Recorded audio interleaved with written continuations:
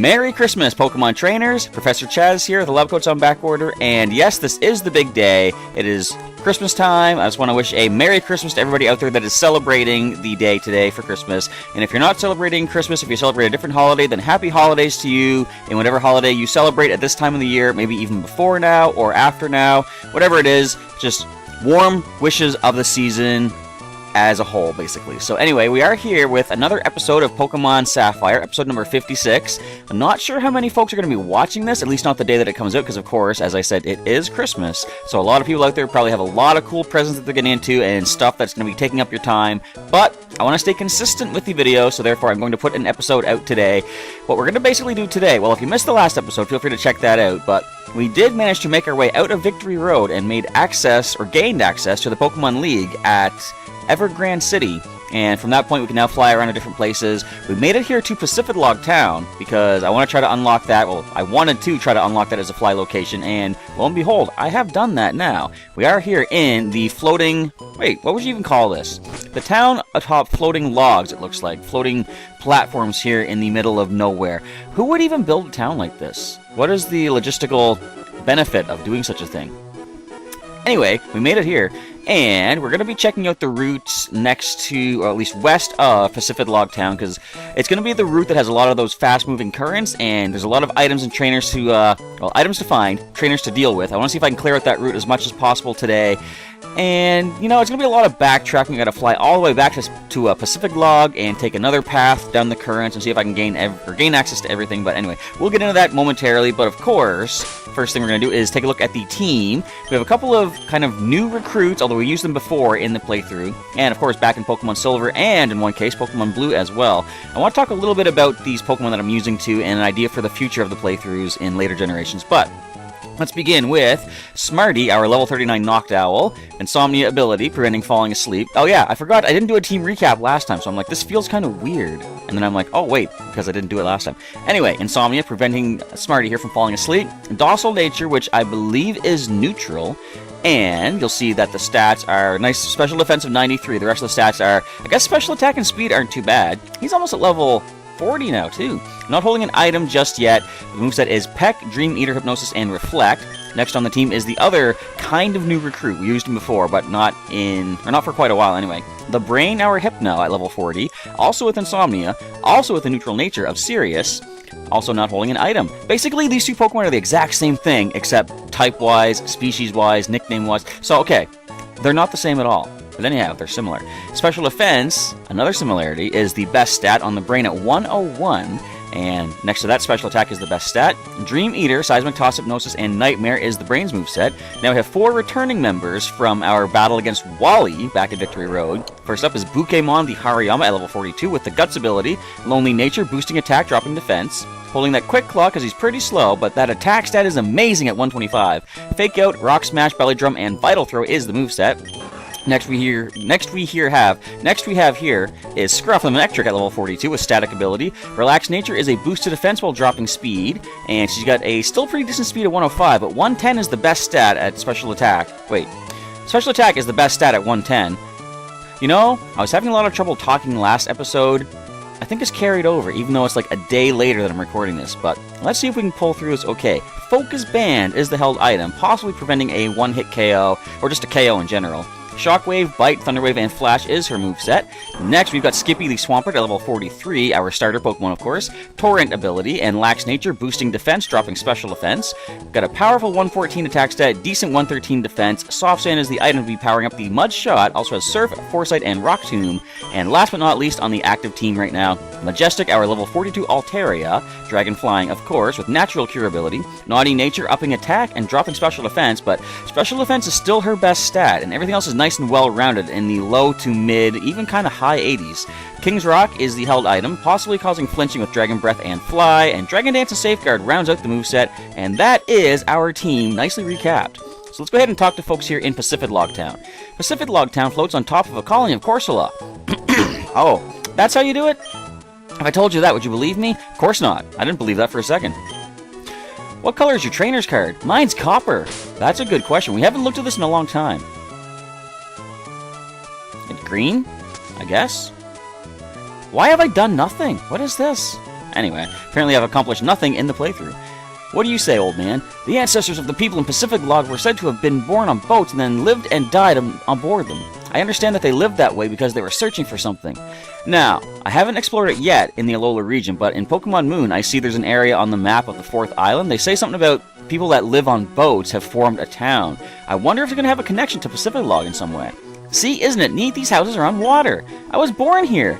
Pacific Log Town, where the morning sun smiles upon the waters. We have a fisherman here. The folks of Pacific Log all fish and dive as part of their lifestyle.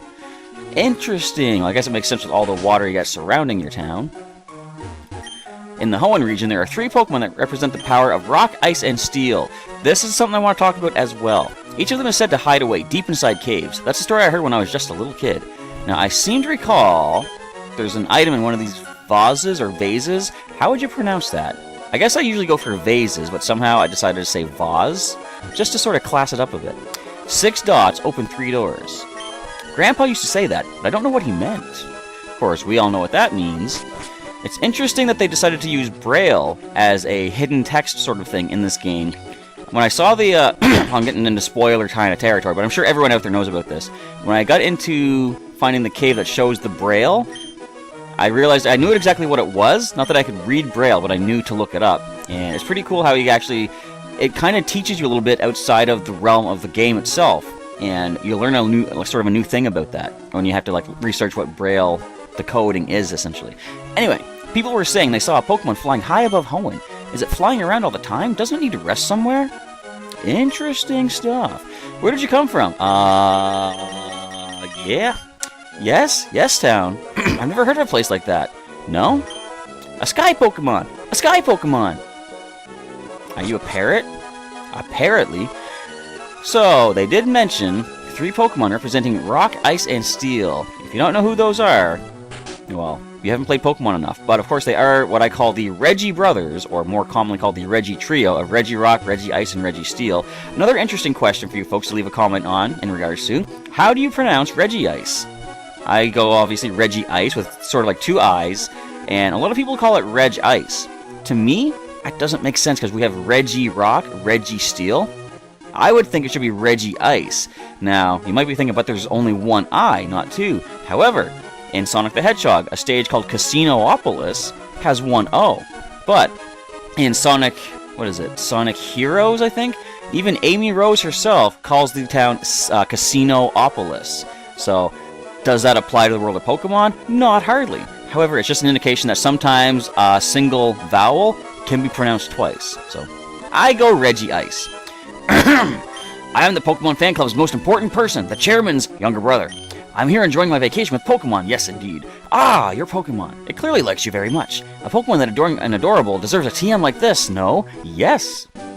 TM27, return. Wonder if I could also get frustration from this guy, because that's the other, is it TM20, no, not 26, that's Earthquake. I don't know.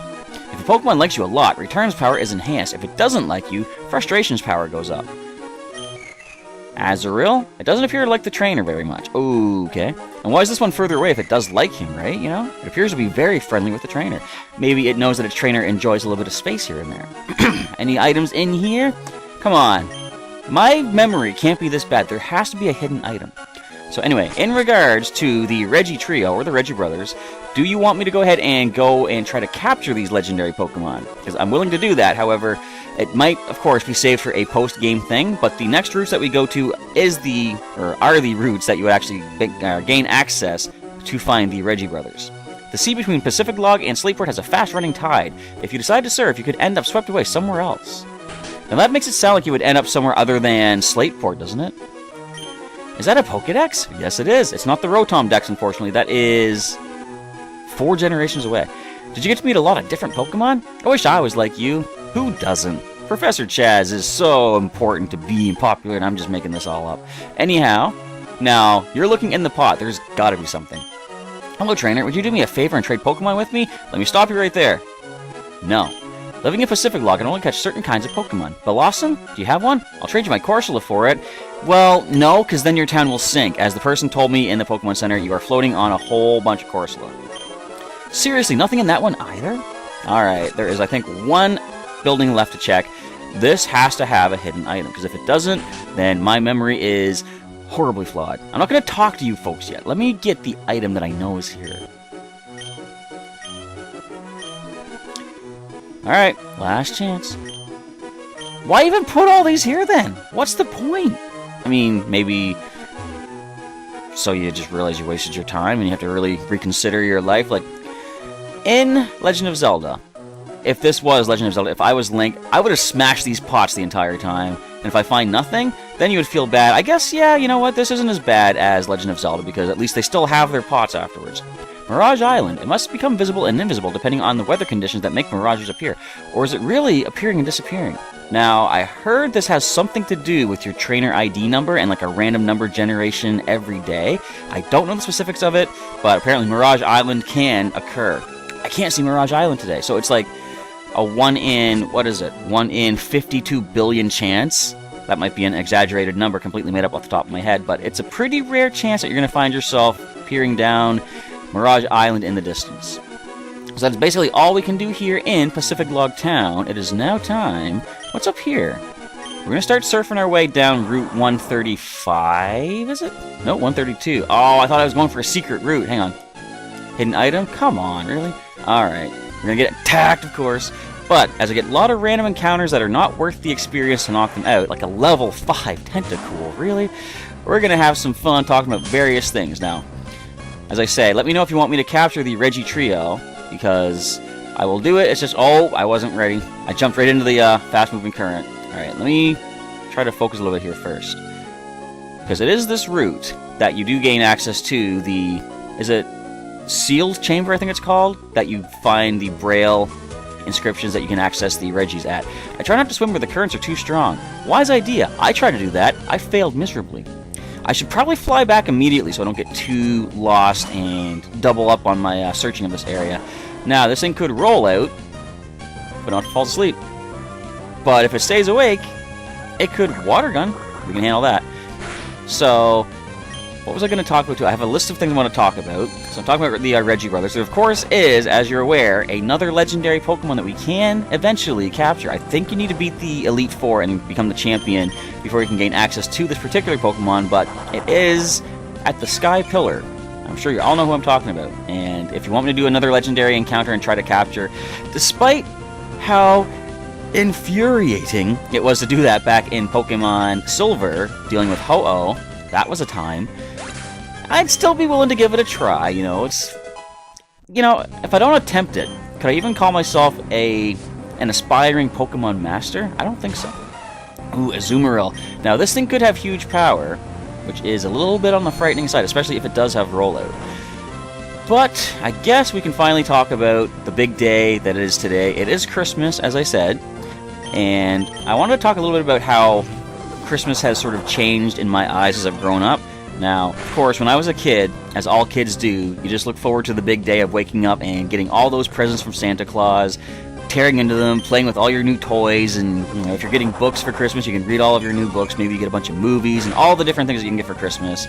And that was how things were when I was a kid. Now, I don't know when this happened, but at one point as I was growing up, it suddenly hit me that I'm now an adult, you know, so to speak, because it got to a point where, I guess if Christmas or even my birthday was coming up, I was thinking, what would I want someone to get me for Christmas? Because people would ask me, you know, what do you want for a present? And I would have to stop and think, well, I would like, for example, say like a new game, like a new Pokemon game or something. I'd be thinking, well, I want to get this new game, but, you know, I can just get that next week when I get some money, you know? So I don't need that as a gift. And I wouldn't really be able to think of a present. And now, on the one hand, I think that's good because I don't want to have to rely on people. I want to be independent and get stuff for myself. Oh, please, no. No, I know. It sounds bad when I say it like that. But trust me, ma'am, you know, it is an important thing about growing up and being mature. If I get swept away, I'll lose all my sense of place. So at least we can still come up here. Okay, I don't think we're too far off our exploration right now. So let's just go up here. Where does this push us to? Alright, so let's deal with another trainer here. I used to catch colds all the time as a kid, but I became totally fit after I started swimming. Maybe I should do that. I don't know if you've been noticing on the channel, but regularly I do seem to get colds and feel kind of sick. Not super common, but not super rare either. So maybe I should take up swimming. Not that I actually know how to, but there is an aquatic center here in my hometown that I could possibly go and, participate in. And it is a Pokemon gym in Pokemon Go as well. So I could start going and trying to take over that gym every single day and get some coins. See, it's a win-win for everybody, mostly me. Anyway, back to talking about Christmas and just presents in general. Wait, what did it just hit me with? Screech or I think it was Scary Face. I think I'm okay. So, my speed must be lowered. Let's just Vital Throw. Oh, there's a Screech. Okay, that's not good either. But I guess at that point when I realized I was saying I don't really need this present, I can get it for myself. The downside is, as a gift giver, it makes you feel good to give something to somebody. So, as a gift receiver, I wouldn't feel exactly like, guilty getting something, but I would feel like it's unnecessary for somebody to give me something if I can get it myself. I crave more power! Settle down, sir. Trainers travel the fields and mountains, so they must be fit too. Alright, so we're going to take the topmost area that we can. Nothing here. A hidden item, like a heart scale, maybe? I have a hunch. No, can't go in there. It's going to push us right back. Come on, there's got to be something hidden on this little area. Don't tell me there's not. Don't say I'm wasting my time. Give me the hidden item. It's got to be one. Come on. You know what? I'm wasting time. Let me check the item finder. That's the smart way to do that. Smart way wins every time. I'll pop into the water up here. I'm going to try to stick to the top for the first couple passes here down the routes and see where it takes me. Okay, this is going to push me down. I got to follow that path regardless. It's going to push me up this way, and I completely missed that area. But I can get this item. What does this item have to hold on Christmas Day for me? It's going to be... That's not bad. You can sell that for some decent cash. It is a star piece.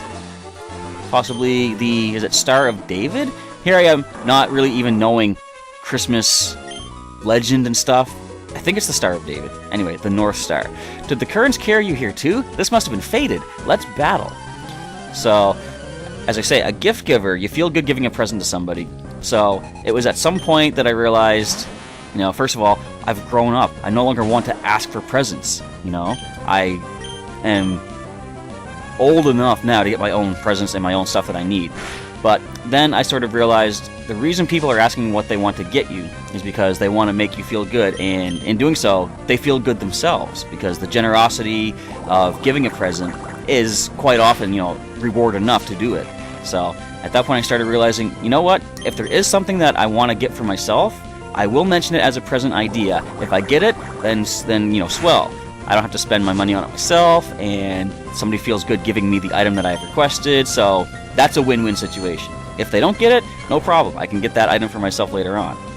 But I guess, I didn't want to really mention this, but I'm maybe a little bit down in the dumps this year because I really haven't had the money to get anybody anything for Christmas this year. Wait, okay, see, I'm not even paying much attention to the battle here. It's already asleep. I gotta heal back with some Dream Eater. No, wait a minute. I want to test something. Does Liquid Ooze hurt us with Dream Eater? This might not have Liquid Ooze. It could be Clear Body. Alright, so maybe it doesn't if it does have Liquid Ooze. I don't know. Anyway, what was I just saying about... Yeah, well, I haven't really had the money to be able to get things for people this year, and I feel bad about that because I don't want to... There's like two different mindsets here. I don't want to be the kind of person that says, you shouldn't give in to the commercialism of Christmas. It's all big business trying to make people buy items and make more money in the economy and all this. There's all this, complaints and stuff. But I can see that side of it. Yeah, Christmas should be about, and not just Christmas, any holiday should be about people just coming together and enjoying one another's company and just the spirit of the season, not necessarily the items of the season, right? Smarty wants to learn Confusion. Well, we have Dream Eater, but you know what? Might it be time to replace that? It's 100. Confusion is 50. I think we're gonna keep Dream Eater, though. Yeah, Hypnosis is only, 60 accuracy, but still, when it lands, Dream Eater is an amazing attack. So we're gonna keep Dream Eater as it is. Sorry, Smarty. Maybe we'll get the Heart Scale to get, or maybe the Move Relearner to Heart Scale that back onto you. But that is a Celio, so we're gonna be switching into the Brain for some more experience. So, again, like I said, I don't want to feel like I'm, bad-mouthing the people that say, oh, it shouldn't be commercialized, and, you know, it should just be about the season and stuff. And, you know, that is certainly true. There is the commercial side to it, and I fully admit that I kind of fall into that mindset that it has to be a commercial thing. Like, you know, I want to go buy things for people, and it's just because it's kind of hard not to think that way. Like, there's so many, you see so many items out there, like advertising commercialism is a thing. You see, that would be a perfect gift to get for so-and-so, but if you don't have the money, you don't have the money, which I don't this year. The reason it feels kind of bad is because for the past 2 years before this, I was actually doing really good getting presents for my, you know, younger nephews and nieces and other loved ones and family members, friends and such. And before those 2 years, I really went through a lot of years where I didn't have the money to get presents for people. So those 2 years back to back, I felt really good and really accomplished in being able to provide for my loved ones in such a way. Strong, too much so. 272 cash. If only I could get cash as easily in the real world as doing this game. It's just my luck that a tough trainer like you would drift here. I must be cursed. So we're going to have to heal the team, and we focus on doing this first, and I'll get back to my random ramblings about the holiday season. Paralyze heal, of course, for the brain, and let's go for a couple of super potions on both Smarty and the brain. It feels weird to say Smarty and the brain when I'm used to saying Pinky and the brain because of my Slowbro and Hypno combo, but it's kind of funny that I'm using the brain, and we haven't even seen Pinky the Slowbro in this playthrough just yet. Anyway, the brain is next in line for a level. Let's cut down this way. Miss all of that stuff. Actually, we can go over here and get attacked. Is there an item on this area, though? I'm going to go and check the item finder.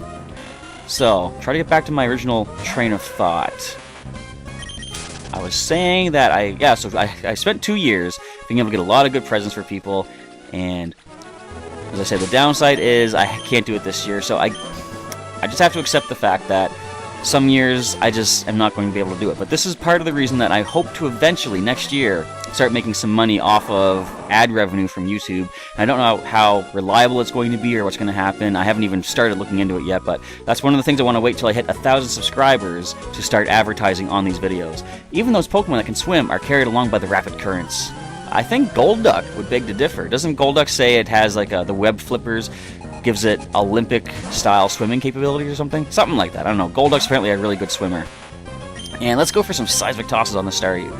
So that could be a possibility for next year if I start actually earning some income from doing these videos, because I would really like to be a paid entertainer, because that's kind of what I wanted to do ever since I was younger. I like to, make people laugh and give them content to enjoy themselves with.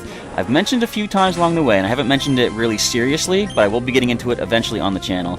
A comic book series that I used to produce, and I hate using the phrase used to produce because I want to keep doing it. I want to get back to it. I just haven't had the creative drive to do it. But there's a comic series called Dotman, and if anyone does want to check that out for the time being, you can go to dotman.ca. That is my website with all of my comics thus far. I have 20 different issues, and it's my own self-created superhero comic book, and, superhero, supervillain, fighting back and forth. It's like a kid-friendly sort of thing with...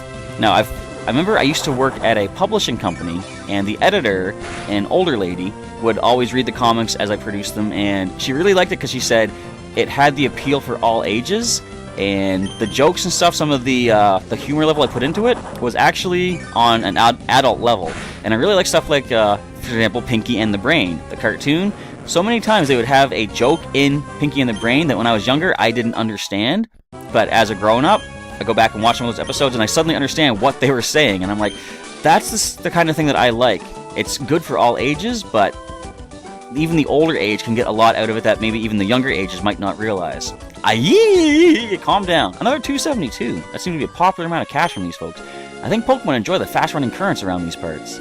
I guess we're not done just yet. Do you need any... Nope, you're not need any heal up. You're good. Look, we're almost caught the new Pokemon up to the current team as well. My Love Disc are looking for a fun match. Will you join us? Certainly. So, that's something that I do want to do eventually is, I've had these dreams ever since I was younger. I created all these different comic book characters under the umbrella of Dotman. And I would love to eventually be able to put a well, I have a comic book series, just self-published. I would like to put an animated feature together, and maybe a series, and that is sort of like, I guess, a pipe dream at this point in time, but eventually, who knows, maybe it could take off. The idea is, once I hit 1,000 subscribers, and I have a regular audience of people watching my videos here on YouTube, then I'm going to probably start trying my hand at doing some animations for Dot Man, putting them on the channel. I've done some of them in the past for like little advertisement type things when a new issue was coming out, but I'm going to see if I can get back to doing that, because as much fun as I have playing Pokemon, and I do have fun, I don't want to stop doing this if I can help it, but it's not my creation. You know, this is my team I've collected, and it is sort of my creation, but as far as original content, Dot Man, the character, and his friends and his enemies are where my creative drive actually originates from, and that's what I want to put out there. So, again, I'm just kind of rambling, but this is something I'm hoping to do in the future, and eventually that'd be really something if I could have a franchise of Dot Man kick off, and just like something else that I can sort of share with people out there and entertain them. Because when I look back at some of the stories I've come up with in my head, I have them all written out too, but I have a lot of things just running through my head with it. I enjoy the stories, and if I was watching someone else doing it, I would be a fan of it, I'm sure. So, I'm a fan of like my own works, and I know other people out there are as well from what I've shown thus far, and I want to keep doing that. That is one of my main goals. You know, for me, yes, I look at it like Dot Man and the other characters are my kids in a way, because I've created them, and I want to make the best world possible for my kids by getting them out there for people to enjoy their adventures. Anyway, random rambling over. Oopsie. I did go a little bit off topic there, didn't I? But I think I had a lot of stuff to say about that topic, at least. There's a collector who's after the scales of Love Disc. We know all about that fellow. It is the Move Relearner. Alright, so is there anything to be found here? I can go down... Well, hang on. Yeah, I think I'm okay. I can go down here. I can still reach that other section over here. Okay, so let's see if there's any items on this middle part. I do think there's a heart scale here. I do remember something about this patch of sand, although apparently there's a trainer here too. You're a Pokemon trainer. No need for words now. Sorry, no need for words. We battle now. Let's go. This is probably the last trainer I'll go with in this episode. What else was I going to mention? I will just briefly mention, I'll probably talk more about this in the news update video thingy, which I did miss last week, and I apologize again for that. Oh wait, before I talk about that, I will say there have been a lot of code cards for Pokemon TCG that I have yet to send out to people and do the drawings for. This being Christmas Day, as you're watching this, I'm making it a priority to get all of those codes drawn and give the codes out to the winners, because it has been way too long. I've been slacking way too much. I have been busy leading up to this last week before Christmas, so, you know, I don't want to say it's not my fault, but it kind of is. But it wasn't totally within my control, so I'm making a priority for Christmas to give out these code cards as, you know, basically Christmas gifts. So that is a priority. But I was going to talk about Pokemon Go, because they have a holiday update. I forget exactly when it starts, but the basic gist of it is Togepi is going to be more likely to hatch from eggs, and I forget what kilometer egg it is, 2 or 5, I think. And I think they say the chance of hatching other baby Pokemon are increased as well. And also, from what I understand, I might be wrong on this a little bit, I'll have to research it some more, but once per day, after you spin your first Pokestop, I think the second Pokestop that you activate will give you one of those one-use blue incubators. Or is it one incubator that gives you 3 uses, or is it a single use? I think they said it was a single use, which I've never seen yet. I've only seen the infinite one that you start with, and the occasional 3-use incubator. There might be a 1-use incubator as well, I haven't seen just yet. But they apparently are going to give those out more often, once per day.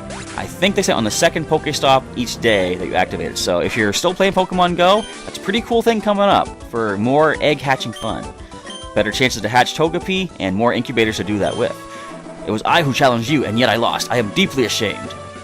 Let me just check one last little bit here, see if we can find ourselves a heart scale. No. There's a trainer we missed right there. But we aren't out of time. So like I said, aren't. We are out of time for today's episode. I'm going to save it up here in the middle of nowhere as the water splooshes all around us. But once again, I want to say Merry Christmas to everybody out there. And if you don't celebrate Christmas, Happy Holidays to you with whatever holiday you celebrate. And hopefully the joyousness of the season, whatever you celebrate, is alive and well in your hearts and the hearts of those around you, your family, your friends, your loved ones, all that happy good stuff. But as we are at the end of the episode, I want to say thanks for checking out today's episode of Pokemon Sapphire, everybody. Feel free to leave a comment down below on whatever I was rambling about, if you have some feedback you want to give on anything that I was talking about. And feel free to leave a like down below as well if you did enjoy the episode. If you've missed any episodes of Pokemon Sapphire thus far, of course, as always, there is a link in the description to the entire playlist, which you can go check out and get caught back up on all the adventures here in the Hoenn region thus far. And stay tuned during the outro of me rambling for some more links to some videos that I have done, plus a link to subscribe if you're not currently subscribed. As of this morning, I think when I checked, we have hit 990 subscribers. Once we do hit 1,000, as I mentioned, I'm going to try doing some Dotman animations, but possibly more importantly for you folks out there, I have a number of giveaways for Pokemon TCG coming up as well. We have the... Spritz is blocking it completely today.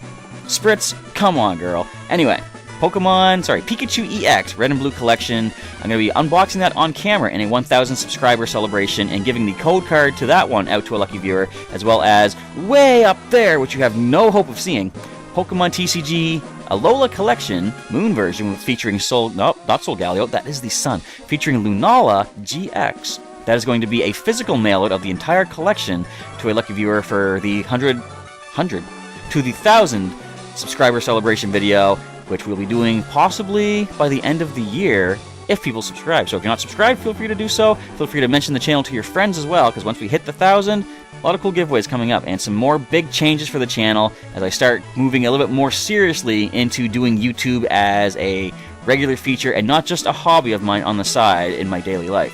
But I am way over time. I just want to say once again, thanks for checking out today's episode. Merry Christmas once again to all the trainers out there. And Professor Chaz is signing off. I'll catch you next time.